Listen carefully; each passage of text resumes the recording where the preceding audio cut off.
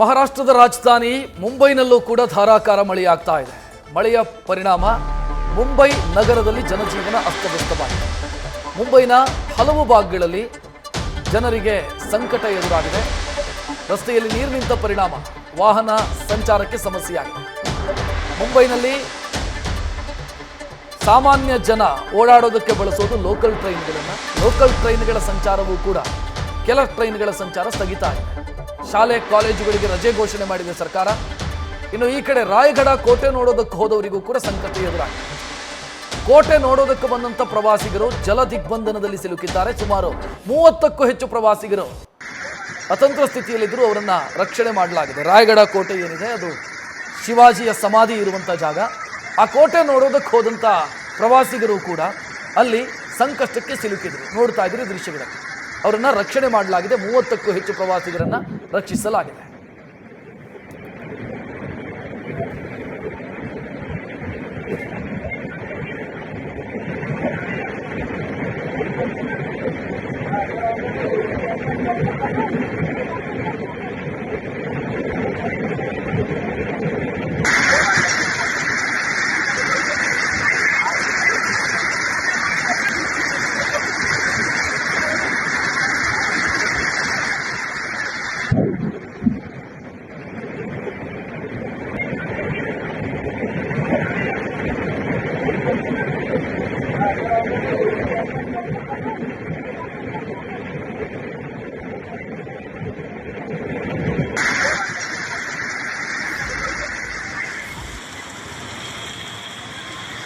ಮಹಾರಾಷ್ಟ್ರದಾದ್ಯಂತ ಧಾರಾಕಾರ ಮಳೆಯಾಗ್ತಾ ಇದೆ.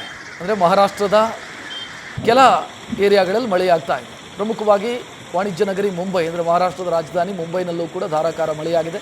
ಅದರ ಪರಿಣಾಮ ಜನಜೀವನ ಅಸ್ತವ್ಯಸ್ತವಾಗಿದೆ. ಇನ್ನು ಪಶ್ಚಿಮ ಘಟ್ಟ ಭಾಗ, ಮಹಾರಾಷ್ಟ್ರದ ಪಶ್ಚಿಮ ಘಟ್ಟ ಭಾಗ, ಅಲ್ಲೂ ಕೂಡ ವ್ಯಾಪಕವಾಗಿ ಮಳೆಯಾಗ್ತಾ ಇದೆ. ರಾಯಗಢ ಕೋಟೆಯ ದೃಶ್ಯವನ್ನು ನೀವು ಗಮನಿಸ್ತಾ ಇದ್ದೀರಿ. ಮಹಾರಾಷ್ಟ್ರ ಸಾಮ್ರಾಜ್ಯದ ರಾಜಧಾನಿಯಾಗಿದ್ದಂಥ ಜಾಗ ರಾಯಗಢ.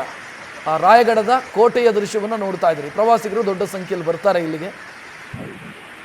ಬಂದಂಥ ಪ್ರವಾಸಿಗರು ಮಳೆಯ ಕಾರಣದಿಂದಾಗಿ ಸಂಕಷ್ಟಕ್ಕೆ ಸಿಲುಕಿರುವಂಥ ದೃಶ್ಯವನ್ನು ನೋಡ್ತಾ ಇದ್ದೀರಿ. 30ಕ್ಕೂ ಹೆಚ್ಚು ಪ್ರವಾಸಿಗರನ್ನು ರಕ್ಷಣೆ ಮಾಡುವಂಥ ಕೆಲಸವೂ ಕೂಡ ಆಗಿದೆ. ಭಯಾನಕ ದೃಶ್ಯ ಅದು. ರಾಯಗಢ ಕೋಟೆಯಲ್ಲಿ ಯಾವ ಪ್ರಮಾಣದಲ್ಲಿ ನೀರು ಹರಿತಾ ಇದೆ ಅನ್ನೋದನ್ನು ಕೂಡ ನೀವು ಗಮನಿಸ್ತಾ ಇದ್ದೀರಿ. ಅಂದರೆ ಅದು ಸ್ಟೆಪ್ಸು, ಆ ಸ್ಟೆಪ್ಸಲ್ಲಿ ನೀರು ಫೋರ್ಸಾಗಿ ಹರಿತಾ ಇರೋದನ್ನು ಗಮನಿಸ್ತಾ ಇದ್ದೀರಿ.